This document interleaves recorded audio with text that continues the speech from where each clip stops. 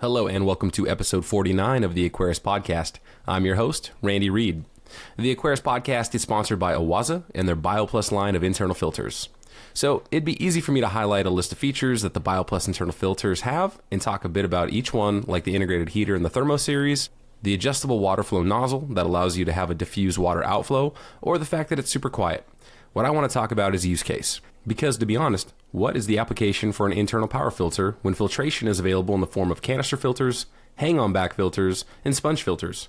Why go for a powered internal model? Well, I think it comes down to two reasons. The first being space outside the tank, and the second being aesthetics within the tank.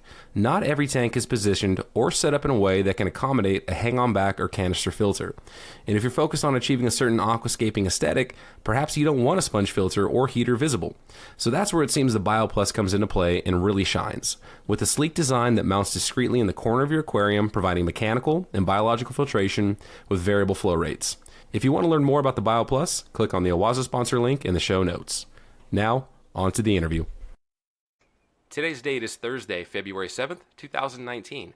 My guest today is Dr. Ashley Emanuele. Ashley is a veterinarian with Avian and Exotic Animal Care Veterinary Hospital in Raleigh, North Carolina. Ashley's educational experience includes receiving her Bachelor's of Science in Marine Biology from Roger Williams University of Rhode Island and her veterinary medicine degree from North Carolina State University. And to really fish nerd out, Ashley is North Carolina's first certified aquatic veterinarian, a distinction awarded by the World Aquatic Veterinary Medical Association. So Ashley, welcome to the Aquarius Podcast. Thank you so much for having me. I'm so excited. I'm very excited to have you on. I think if I added any more like veterinarian or veterinary in that intro, I would not have been able to get through it.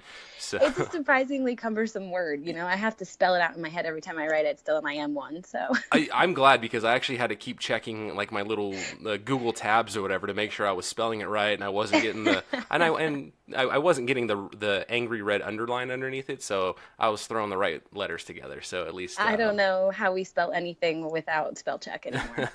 Oh, it's terrible. I've actually turned off auto correct on my phone just to force me to actually be able to spell correctly. It's terrible. Yeah. So wow, man, we've completely digressed in the first 20 seconds of the Fish Podcast. Good times. So Ashley, I want to set it up. I first met you, although we never actually interacted, so I just kind of was in the audience. You gave a super awesome talk at Aquatic Experience last year in Secaucus, New Jersey, and the topic was on fish nutrition. And I attended this talk because it sounded super interesting, and I'm so glad that I did because you are an amazing presenter.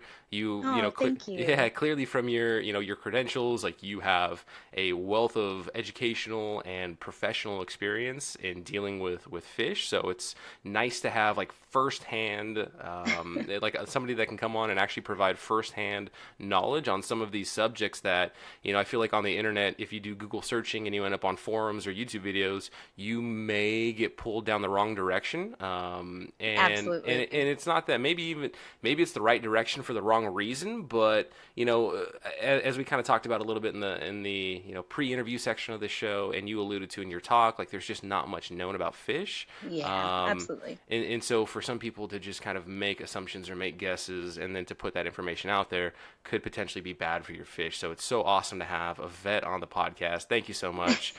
No, I'm so excited. I'm just a big fish nerd at heart, so it's nice to get to talk to hobbyists too. So awesome. I can be overwhelming sometimes with my veterinary friends. They're okay, Ashley, we don't need to talk about this. So it's nice to find my people. Yeah, don't worry. We can dumb it down and keep it hobbyist level. So No, I could totally serve that need. Anytime you need a lower IQ conversation about fish, I'm your man. And the other really cool thing about your talk too, other than the content, was that you had some, it was from what I recall, it was one of the smaller rooms, but it was packed. There were a lot of people there that wanted to hear your presentation. But one of the audience members was Gary Bagnall, the president of ZooMed. So really cool that, he pulled himself away from his booth there that he's spending, a good amount of money on to represent his brand, and he showed up to your talk, and that was really cool. And he was super engaged and was actually asking you questions at the end. It was a little scary, but he's a very nice guy. So yeah, Gary, great to see him. I think they were in the front row too, so I was trying really hard to not be a huge goofball. But no, yeah, he was definitely engaged, and that was pretty cool. So again, kudos to you on your presentation skills. Thank you. All right, so where does it all begin for Dr. Ashley Emanuele, right? So what is like your origin story? How did you get started becoming a fish nerd? I don't really remember the genesis of everything, but we were talking a little bit before and laughing about how we can look back as adults and, as hobbyists and say, oh my God, what was I doing when I was a kid? Like, this is so embarrassing. So when I was probably 10 or 11, my birthday party with my family was fish themed. And my parents asked all of our family members to bring something to contribute to a fish tank. And so, by the end of this party, to my horror as an adult, I had, brand new water with probably way overstocked and mixed species, and nothing probably got rinsed and nobody was acclimated, and, goldfish swimming with tetras. It was just anarchy. So, I'm a little sad thinking about all those fish who went up to fish heaven after that. But that was probably the start of it, getting to have my own tank at home and take care of it. And I've pretty much had fish on and off for the rest of my life since then. And conceptually, like, that is such a cool idea for a birthday party, right? Like, I know. Like, everybody, family, friends, like, we're setting up a fish tank, bring something, but when left, like, unguided, right, without, clear direction on, like, Uncle Bob, you do not get to bring the red tear. Like, like, this is the tank, this is what you can buy. Like, I feel like with the technology we have online of, like, baby registries and whatnot, you can put the stuff on there, like, hey, setting up a fish tank, these are the exact things that we want. Like, don't bring this water conditioner, we want this one. I feel like somebody out there should try that. I was going to say that's a brilliant idea. I think we should start that business, the baby registry for fish tanks. But, oh, goodness. The most well-intentioned idea. And, my parents took me to aquariums wherever we were once I started to show an interest in it. So I've been to aquariums all over the country just because I love them. I love being around them. And, I really have my parents to thank that once I showed interest in it, they're like, all right, we'll go to another aquarium. Nice. Now, were there any, as you, from when you got your first 20-gallon, Thunderdome Crazy Anarchy tank, were there any, like, fish or species or genera that you gravitated towards more so than others? So I'm a big invertebrate fan. I think that there's really something to be said for these kind of like unsung heroes of the fish tank. But when I was in college, I got into culturing cuttlefish. So, not quite the goldfish, but it was really fun to learn kind of a crash course in saltwater maintenance and sumps. I started with an octopus and then we got cuttlefish. So those are, the invertebrates are really my favorite, but in terms of practice, give me a big fat goldfish or a koi any day. I think they're so much fun. Oh, nice. Okay, so you fall into the koi goldfish category then on the freshwater side. Awesome. Yeah, because that's the most common thing that we see around here in North Carolina. It's a really nice area for outdoor koi ponds, and so we have a lot of those kind of clients that we get to see. Oh, nice. I think I've shared it maybe once or twice on various episodes, but when my wife and I, when we were dating and I had set up fish tanks, this is back when we lived in Sacramento, California, and I had, a couple 100 gallons worth of tanks at my house. She, showed an interest in getting a tank, and so we set up a 55-gallon fancy goldfish tank for her in her room, and we did so 3M makes this salt or sand that you basically put into the epoxy, I think it's epoxy coating on a pool, and so I picked up this, couple bags of turquoise, of this turquoise material, washed it real well, put some fake coral in there, and so it was completely like, this is like, Heiko Blair, not a biotope tank whatsoever. But we had like a ranchu and a lion head and really cool, a couple really cool fancy goldfish in there, and she really liked it. So I love them. They're such dopes, like especially these Orandas. I jokingly tell people that they're basically the English bulldog of the fish world because Oh, we've just nice. bred them to be so crazy looking and they have so many issues with swimming. But I like English bulldogs too, so no surprise there. Oh, good times. Yeah, they're definitely. I like the internet term. They're a derp fish. Yes, that's perfect. Doing the cuttlefish thing sounds super awesome, but I want to respect your time because I know that we have time, but I don't want to have you drag out your story too long. Now, one of the things I want to know is, as a kid, I think like 75% of us at one point or another in our childhood want to be a vet. Like we all love animals, but between like being a vet, a firefighter, or an astronaut, for me it was a fighter pilot. But like we fall off the tracks, we don't follow through with the dream. But clearly, like you stuck with it, or I guess at least at what point did you know you want to be a vet? And kind of walk me through like how you stayed on that course.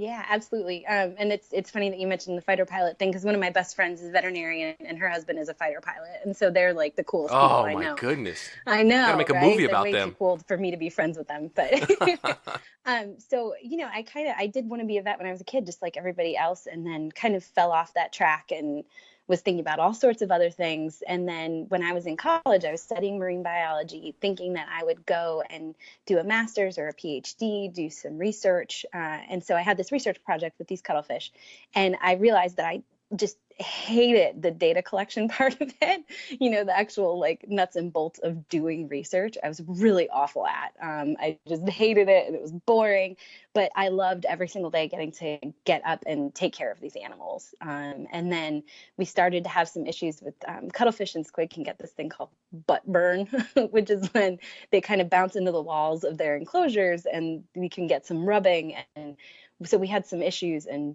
we didn't have anything really to take care of them. And so I had to do this research and figure out what medicine I could get over the counter to help them. And that really sparked this.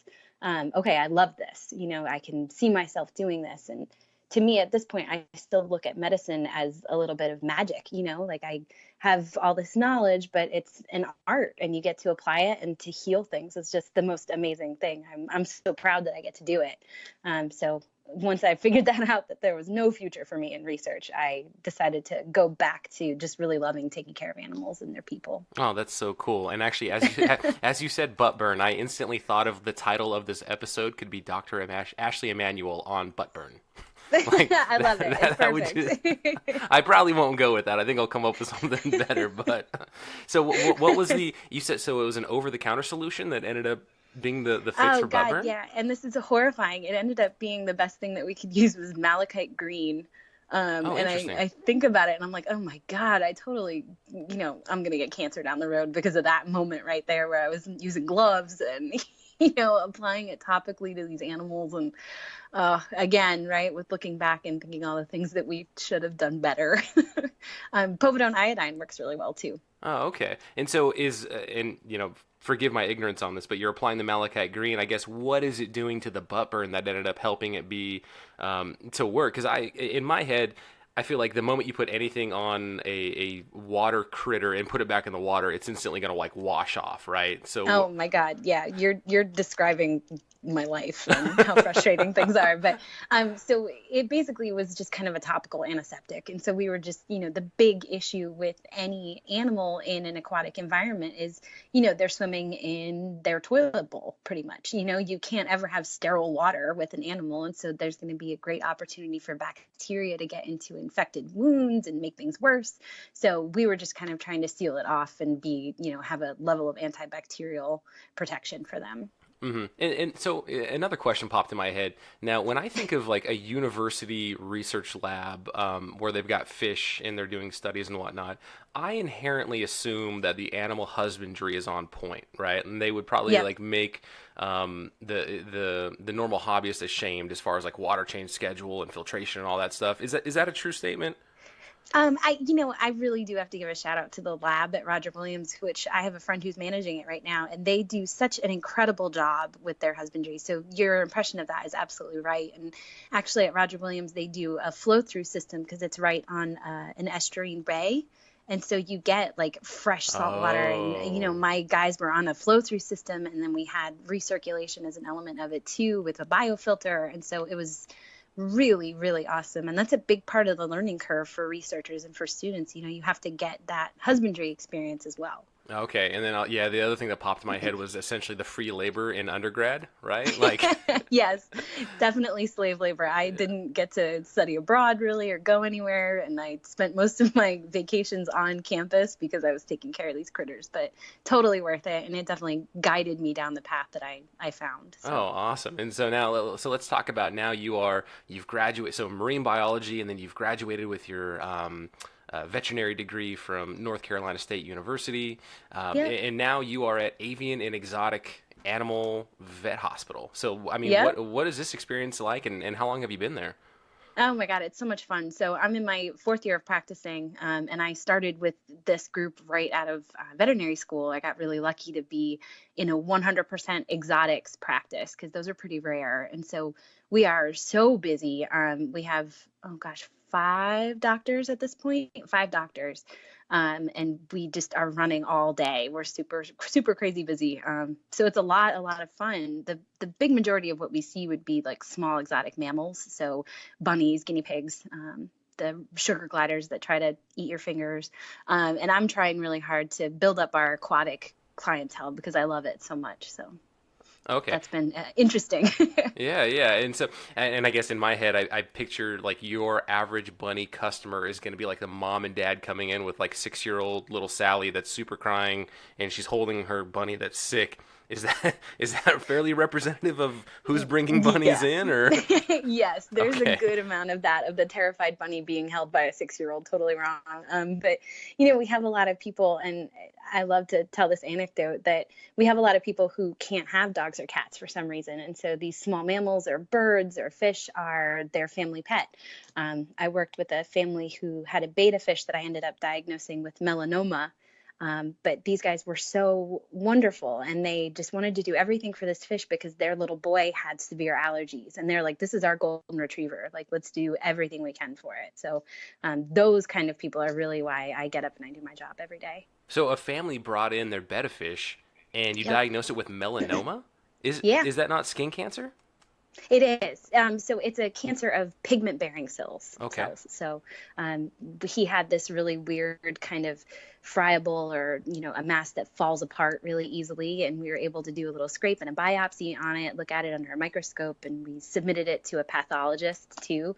And it came back as melanoma. So we ended up kind of just taking as much of the mass off as we could and keeping him comfortable. And they got some good time with him, which is, ultimately the goal, right? Comfort and time. Okay, and so there in long term there was really nothing to do. It was just something that still ended up kind of Unfortunately, like yeah. actual chemotherapy or vaccines for melanoma or anything, just we don't have that yet in fish medicine. I'm optimistic that one day we'll catch up to dog and cat, but we're not there yet. Gotcha. And so to talk a little bit more about avian and exotic as a practice, and it doesn't necessarily have to be fish related. Like, what are some of the craziest stories that you can share with us that has come into that practice? Oh my God. So we do see a decent amount of primates, which is always an adventure, having a monkey in the clinic. Yeah, that's kind of a exciting moment. Oh, wow. Especially when people bring them in on like a leash and they're jumping all over our reception desk, and our receptionists are just like made of steel. They're like, ma'am, could you please remove your monkey from the counter in front of me? Wow. So is North Carolina kind of like one of those Wild West states when it comes to animal, like what you can keep and what you can't? Yeah, so Okay. they're pretty hardcore about wildlife, which is great. But otherwise, there's some regulations on what you can breed in the state, but you can have quite a few things. So Oh man, so they don't lock down too much on that. so are these like the little monkeys coming from like Friends, like Ross's monkey from Friends, like those little guys, or is somebody bringing in Yeah. like actual chimpanzees? So little guys mostly like that. So capuchins and Okay. marmosets. We have a couple lemurs. My boss has worked with a baboon, I believe, which is just Oh, man. terrifying. So those guys are always really interesting. But I mean, in our lobby at any given moment, we have turkeys or peacocks. There's usually, you can have a fish client coming in with a big bucket, lots of little guinea pigs and rabbits, like I said, birds usually, screaming and cursing. My favorite are the birds that know the bad words. I really love that. But in terms of my usual answer for when people ask what's the weirdest thing you've ever seen, I had a really, really wonderful client who does education.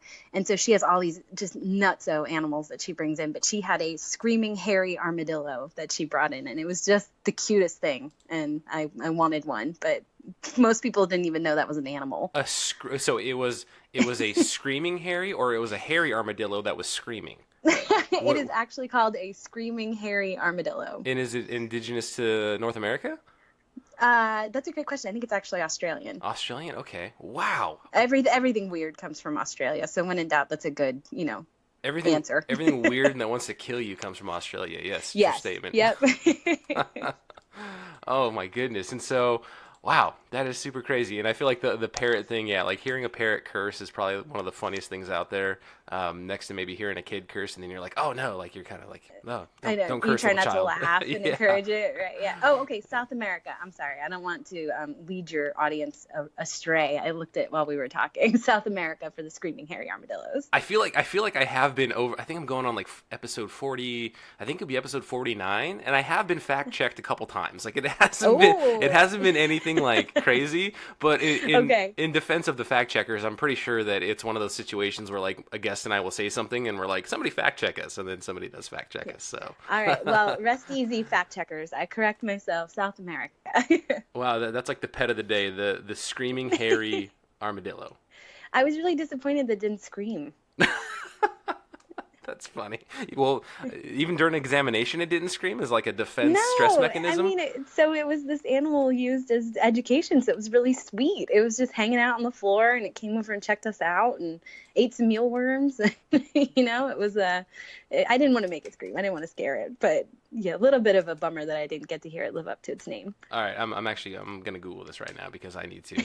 This is going to make for a wonderful voice. Armadillo. Oh yeah, okay. They're kind of cute, right? I mean, as cute as an armadillo can be. Yeah, the pictures I see, I think they're little babies, but yeah, those are pretty cute. Yeah, they're all right. That's awesome. And so you brought up you see the sugar gliders, right? So I see those here in Washington State at our state fairs, and I hear that those are like they look, and I've held them. They're the most adorable thing, and the way that they portray them, they're like the perfect pet ever. Their poop smells like fruit and all this stuff. But I'm pretty sure I hear that there's this side of like, yeah, no, we probably shouldn't be having these things in captivity. Like, what are your thoughts on that? It's so funny you say that because I feel like that about so many animals that I actually see in practice. I'm here to provide medical care for them, to provide education, but I feel like a lot of these animals that I work with, we shouldn't have as pets. And sugar gliders they're really tough. And I'm so sorry, we're talking about sugar gliders on your fish podcast. No, this is fine. I had a whole episode on dart frog, so this is okay. We're about to we're going to get to fish nutrition, so people will. Okay, perfect. People won't. Skippers come back, and we're going to get there. But so, yeah, they're complicated little creatures. They really are social, and so you need to have a whole bunch of them. And then inevitably they prefer the other sugar glider to you. And so people are grumpy because they're like, they don't want to hang out with me. And I'm like, well, you're not a sugar glider. You're huge, and you scare them a little bit. But, they're nocturnal. If they're left on their own, they can self-mutilate, which is really awful. So they're not for the faint of heart. And we were talking about fish nutrition a little bit before, and we're going to talk about it more, but these guys, sugar gliders, are one of those ones that you have to really work at their diet to avoid a lot of health issues. So maybe start with a fish. Yeah. And get their diet under control, and then we'll talk about a sugar glider. Yeah, I mean, well, as far as the things kind of sell themselves, unfortunately, when these gals are at the state fair selling them, they're dressed like they're, crocodile hunter and their dungarees or whatever it is. Yep. And, these little sugar gliders are just going in pockets and stuff, and they sell the little. Their eyes are huge. Yeah, they're so cute. Yeah. And I think they sell for like $500 a pop or something. So. Oh my God. It's like you almost need to drop like $5,000 just to have enough so that they have that social interaction. Which I doubt many people are going to drop $5,000 at the Washington Evergreen State Fair. So, and some sugar gliders. But yeah, no, I mean, thank you for your opinion on that. And it's just something that, every time I see sugar gliders pop up, I'm like, aren't we not supposed to have those amongst other things? But yeah, there's a lot of things I think we're not supposed to have. But, my role as an exotics vet is just to make sure they're getting the best care that they possibly can. And Yeah. a big part of that comes from education, which is why I'm so happy to be on the podcast too, because I think the more we can educate people on taking care of all of their animals, that I might put myself out of a job, but it's better in the long run for the animals.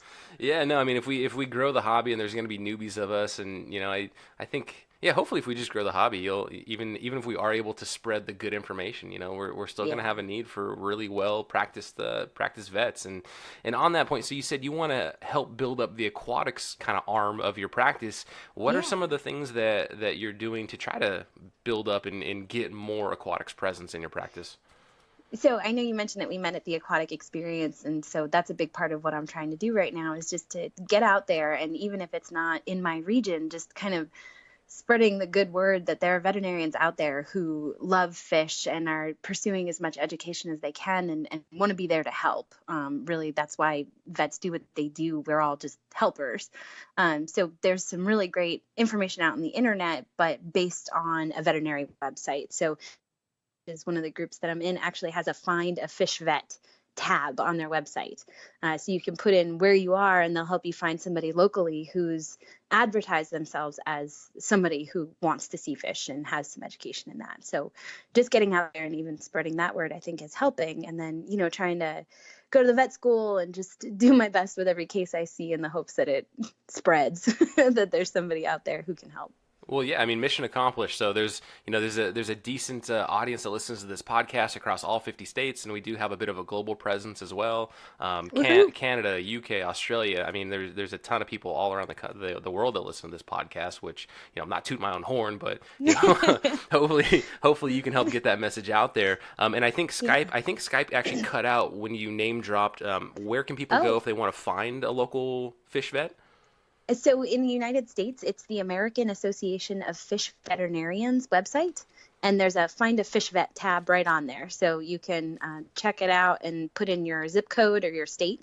And, vets have to say to the website, hey, I'm out here. Here's where I am. We have to log in and register ourselves. So anybody who's on there wants to be seeing fish and has some education with them. Okay, very cool. So I'll make sure I have a link to that in the show notes so people have a quick click to that. They don't have to go back to minute 27 of the podcast to find what that link was. So awesome, very cool. And so then let's talk about then your talk at Aquatic Experience, which I thought was super amazing. Dr. Ashley Emanuele, I'll emphasize Dr. Ashley Emanuele, your take on fish nutrition. Yeah, so I find it so exciting. I mean, I like nutrition anyway, but this is one of those areas that I think checks a lot of boxes. So nutrition in general is a great kind of cornerstone for building a relationship with your veterinarian. Discussing what the right food for whatever your animal is something that we do, and it's something that we have background in. And a lot of people accuse vet schools of kind of paying off vet students, so like big food companies like Hills and Purina. I'm here to say that nobody paid me off. I wish they did. That would be great. Please pay my vet bills. But we have to take courses in nutrition. And so, establishing that relationship with your vet, even just by starting to say, hey, here's my animal, what do I feed them, is a great first step. And in terms of fish, there's so many facets to this. So there's an environmental responsibility and being aware of what we're feeding, in terms of fish meal and sustainability and these ingredients. And there's just knowing your fish and knowing what the right thing to feed them would be, and we can help with that. And then finally, I know we talked about it a little bit at the talk, but we can talk about it here too. There's some really cool additives that we can put into fish food that provide immune stimulation and, reduce stress. And so we could actually be reducing loss, reducing morbidity and mortality in stressful situations like, shipments or a new tank or something like that. Yeah, and so what would be some of those additives that maybe in like somebody that's doing home breeding and they're selling via Aquabid that they could feed their fish, or maybe that would be the same kind of additive at home? So the great things to look for are things like garlic, believe it or not. So allium is garlic, and it's got a really great immune stimulation property. And so that's really wonderful. And it's easy. There are other things like propolis, which actually comes from bees, and that's pretty neat. It actually improves growth, and it can alleviate some toxic symptoms too, which is great. So if you accidentally have some BPA issues, propolis has been shown to help reverse that. And ascorbic acid, good old vitamin C, is good for everybody, and it's really good for fish. There have been studies out there about things like ginger and mistletoe as well. So some really interesting common things that people have heard. And so should those be things like I'm going down to GNC and I'm looking for that to grind up in a mortar and pestle and put in the food? Or have you found fish food companies are already incorporating those into their foods? So some fish food companies are starting to incorporate these things. And we're also starting to learn that some of these more common ingredients, things like spirulina, actually do have some health benefits as well. And so start by looking for your fish food to have things like spirulina, garlic, and, in some cases, ascorbic acid. But the trick with that to know is that ascorbic acid in particular goes rancid after a little bit of time. And so we have to kind of tread carefully because you could buy this fancy, expensive fish food, but then nothing is working after 30 days. So it's kind of a double-edged sword there. Oh, yeah, that'd be a bummer. Yeah, it would be a huge bummer. Yeah, and one of the plugs. So I now work for Aquarium Co-op as a director of operations, and we sell the Sarah line of food amongst Hikari and a few others, and they do have the Sarah ONIP tab. The Sarah ONIP tabs, and they have a spirulina version, and we haven't really talked about it much, but yeah, to your point of spirulina being good. I just bought a big giant jug of it because I'm starting to culture Daphnia, so I'm putting spirulina in some of the Daphnia food that I'm feeding, which. I'll be completely honest. Like I've watched some videos and read some articles, but this whole Daphnia thing is completely foreign to me, and I'm just like hoping I'm putting in the right amount of food. It's been like a week now. They're still kind of alive. I see little babies, so I think I'm doing all right with the Daphnia. But hey, man, as long as you can see them moving a little bit, then I think you're doing okay. But that's so cool that you're doing that because that's something that veterinarians are starting to study too. So this concept of what's called bioaccumulation, right? Can we medicate the tiny, tiny foods that are lower on the food chain and then feed that as a natural food item, but we're still getting the supplementation or even the medication that we need in our larger, more valuable, more important fish that are higher up the food chain. So that's a pretty cool kind of frontier for vets too. Is that a fancy name for gut loading? Yes, it totally is. Oh my God, being a vet is just knowing the lingo. That's all it is. Oh, good times. And so then there are some other buzzwords, right? Like there's some kind of topics that you brought up, or some ingredients / marketing that's kind of going on right now that you have some opinions on. So I guess I can kick that off with like probiotics. Yeah. So I'm from New Jersey. I take umbrage with almost everything. That's just the way I am. But so probiotics and gluten-free and all of these crazy things, a lot of it is just preying on people who are well-intentioned, who want to do the best thing they can for their pets, and particularly their fish. I think probiotics and prebiotics have a great place in the nutrition industry, especially if we can use them to provide immune support. But, it's not going to cure your fish of a disease to do a probiotic. And we also don't know that much about the gut flora in a fish. So how do we even know we're giving them the right bacteria? Yeah, and so, not that I'm an expert on probiotics or prebiotics, but I know from, was it Kathy Lee? No, what's her name? The gal from Halloween that does the Activia yogurt commercials. Oh, yeah, Jamie Lee Curtis, that's the one. So I know from Jamie Lee Curtis that probiotics, we're basically trying to introduce beneficial gut bacteria via the yogurt or some other food to humans, which, again, kind of the theme, I believe, of your conversation is, there's things we know about fish, but like relative to dogs and cats and some of these other animals that we've had as pets for much longer, we don't know nearly as much about them, about the fish as we do the other animals. So yeah, it's almost, I guess, what's the difference between a probiotic and a prebiotic then? So the probiotic is the actual little critters, right? The little bacteria that you're trying to feed. And the prebiotics are food for those little bacteria. So like extra carbohydrates. Imagine it like a gut fertilizer. Oh, interesting. And so, any other buzzwords then in the fish food world?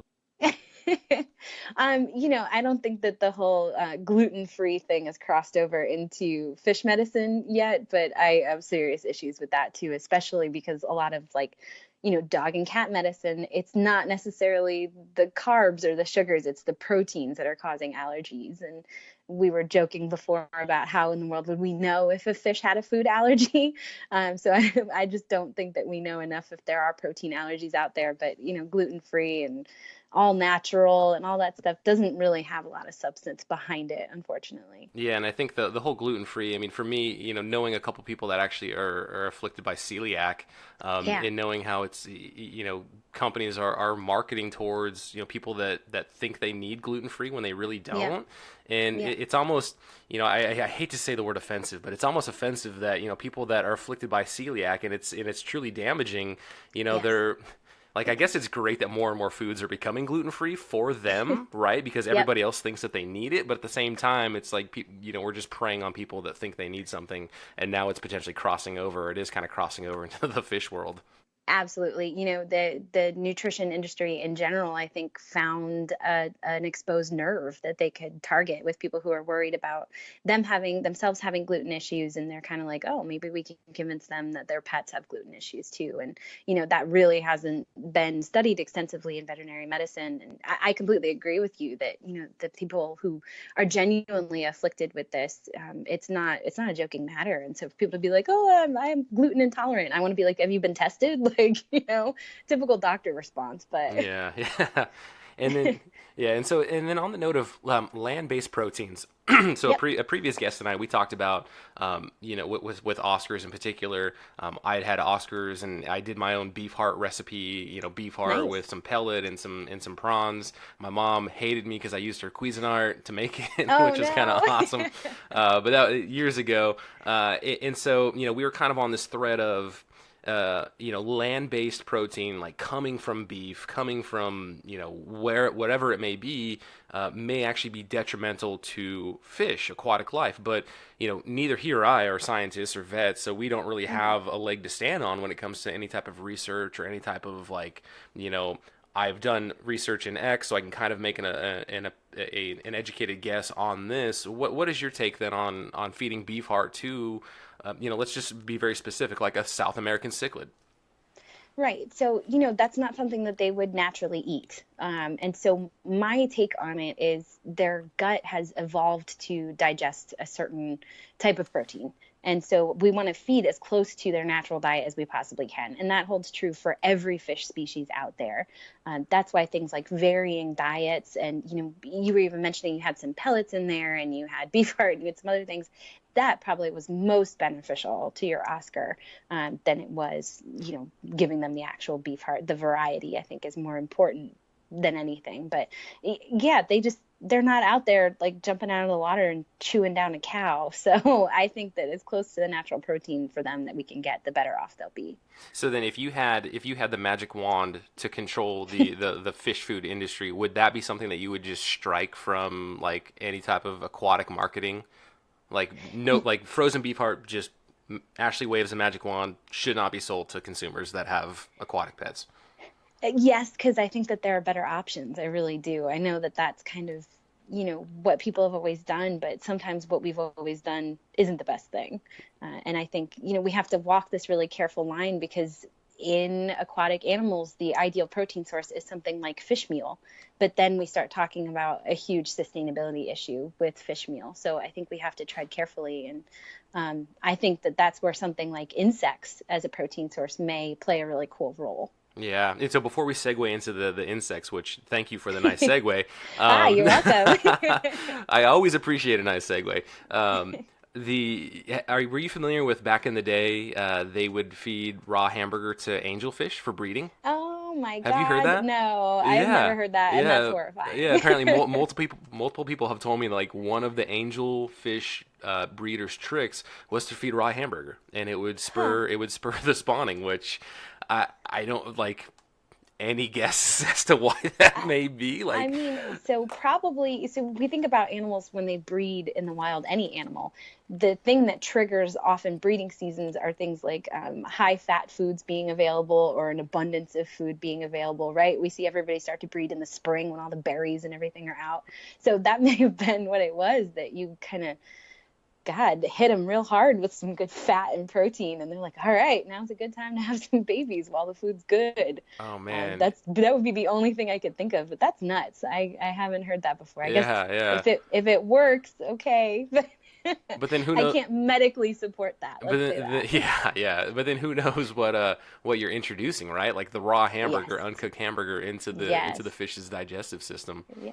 Well, I mean, even just a human health risk, right? Like, geez, we shouldn't be handling too much raw hamburger anyway, but to be dunking it into your fish tank and, potentially introducing horrible things like salmonella, and would that grow somewhere? Yeah, that's scary.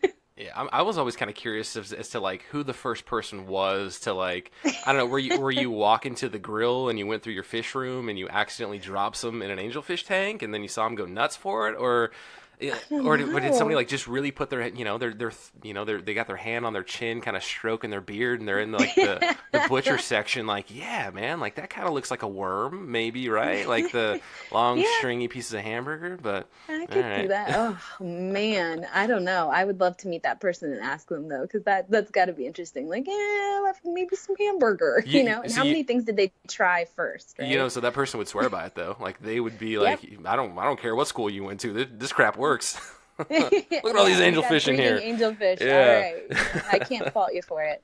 Crazy. Okay, so you had talked about bug protein. So I know I'm feeding some, and we could throw brands out there. So Fluval Bug Bites, the small tropical fish formula.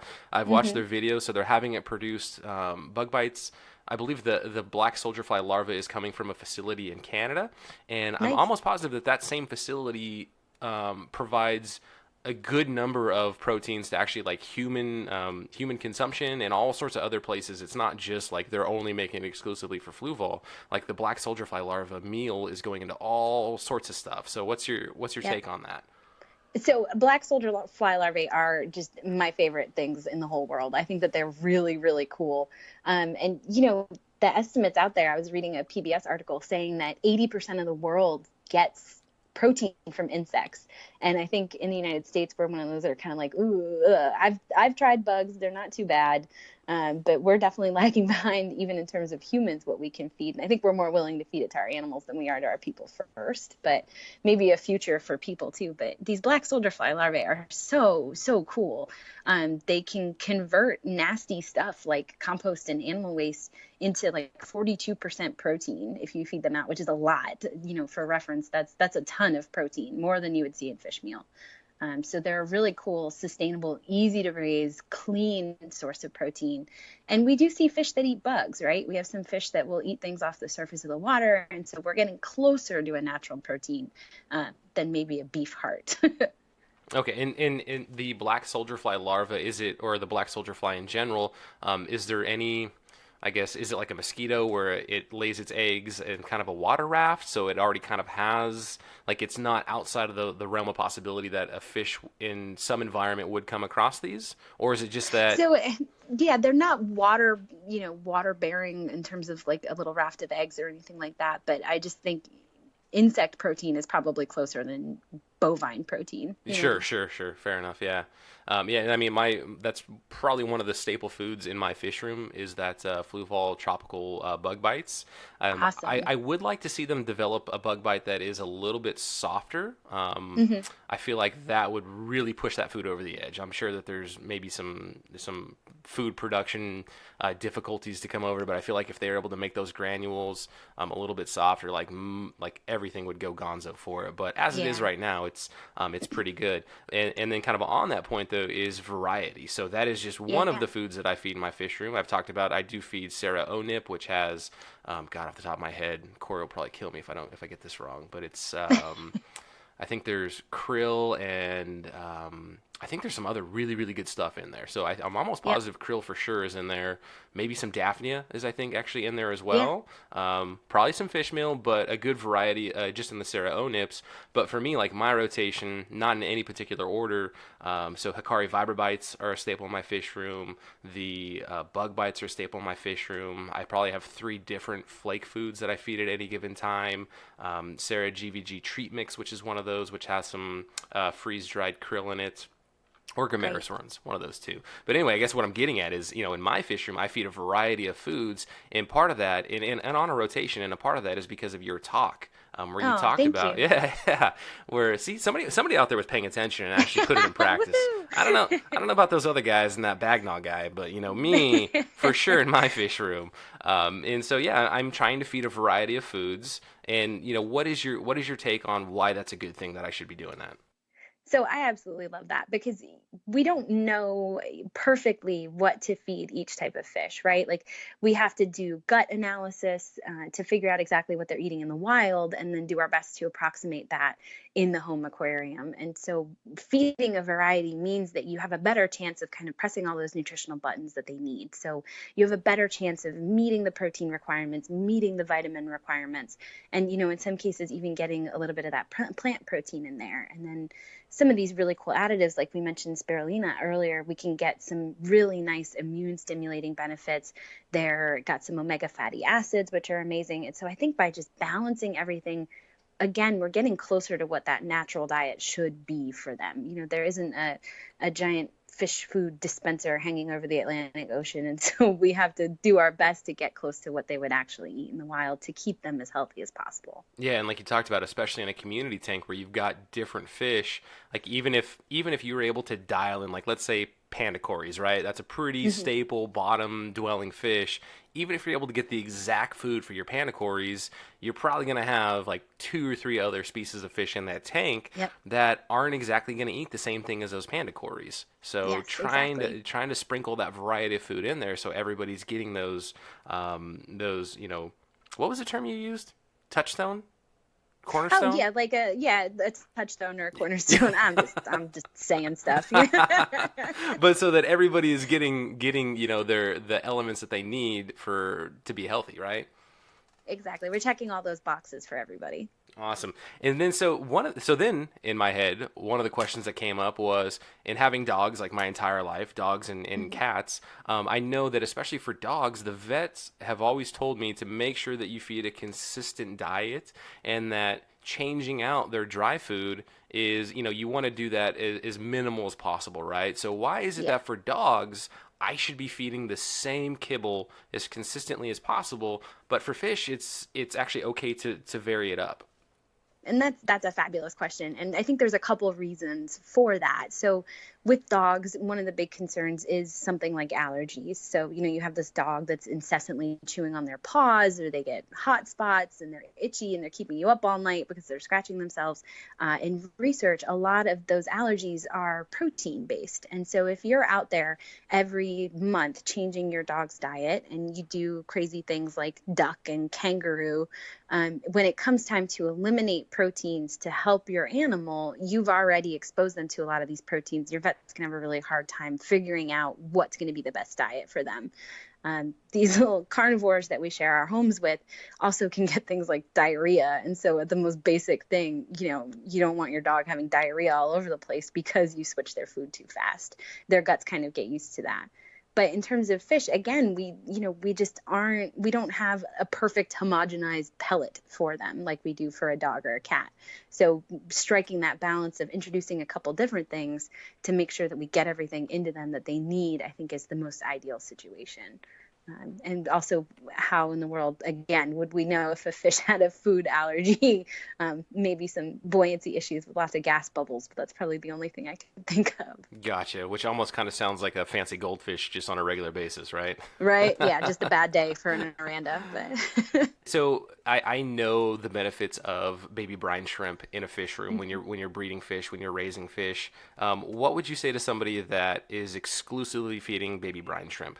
unless you're gut loading them, you're not establishing, everything that these animals need, because they wouldn't just eat brine shrimp in the wild. And so thinking about the wild animal isn't appropriate in all of these pets. So, you don't have a pack of pugs taking down a deer in the middle of your street. So we can't feed dogs like we feed wolves. But fish haven't really, been bred to the point of being wildly different from their natural counterparts. So I think we need to use the wild animals as an example for fish. And so they wouldn't just be eating, Daphnia, or they wouldn't just be eating brine shrimp. They'd be mixing things up.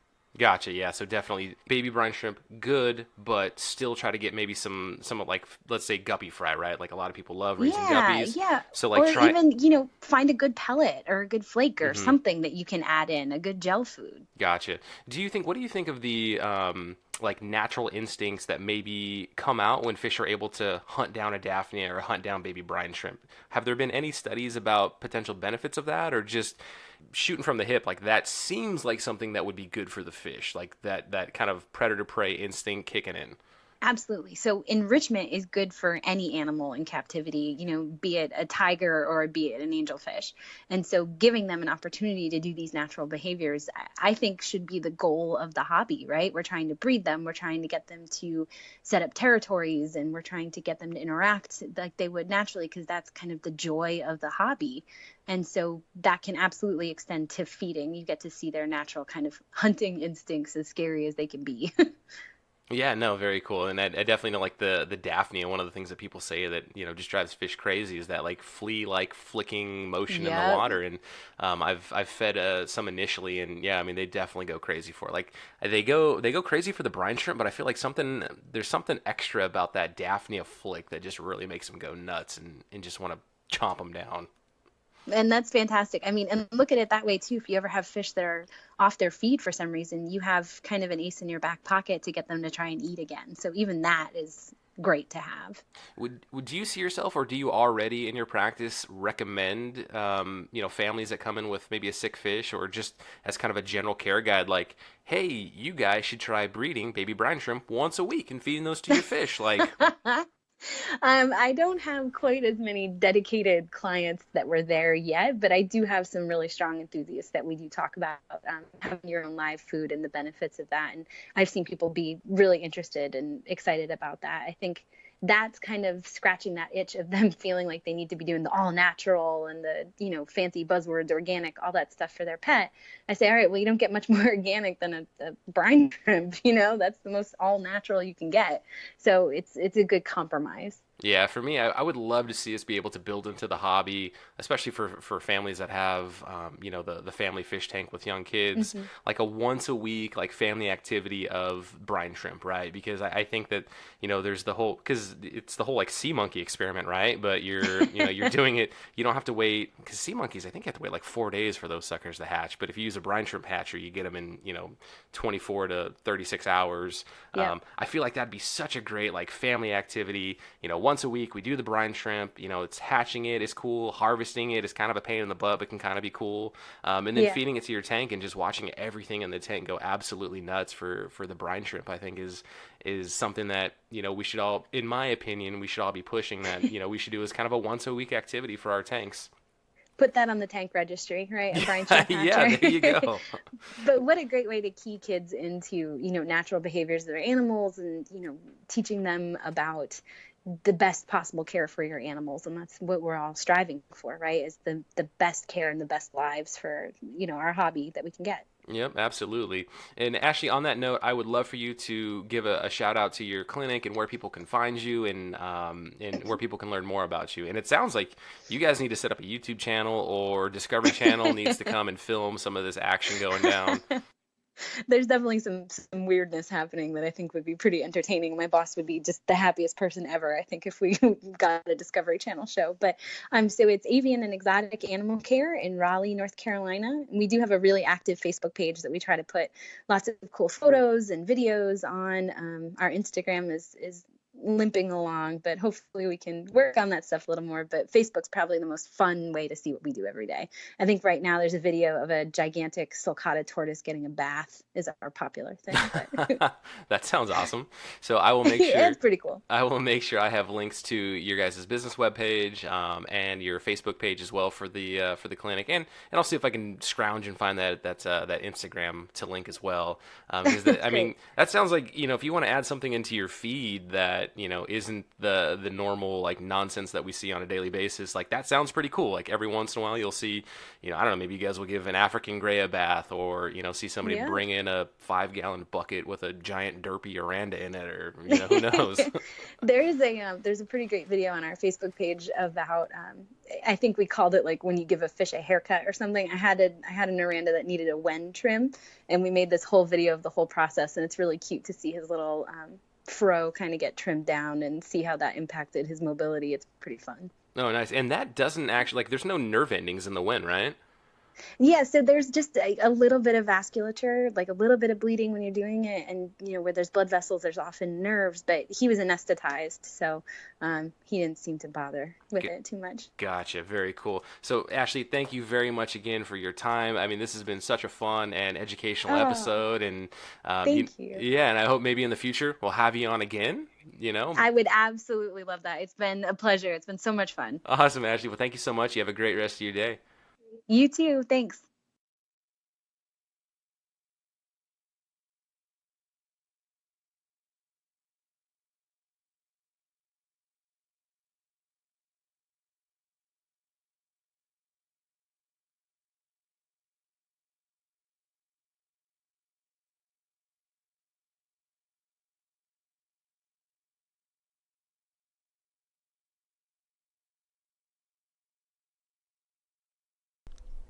Hey. Excuse me, you. Yeah, you listening to the Aquarius podcast. Are you still there? Do you like Easter eggs? Because I really like Easter eggs. So if you're listening to this and you're like, man, that's cool, I do like Easter eggs too, be the first person to comment on this episode. Let's see here. I'm not even going to edit this. Yeah, be the first person to comment on the YouTube video for this episode with the comment Easter egg. The first person to do that, I'll reach out to you. Hopefully you're in the States. All right, we'll make this. Let's see. Can I do anything special for? Yeah, because I'm not saying what it is, and it's not a contest, and it's not a promotion. It's just an Easter egg. So be the first person to comment on the YouTube video for this interview, and just put Easter egg. First person, I'll reach out to you, and you'll get an Easter egg. We'll see what happens. All right. I hope that was fun.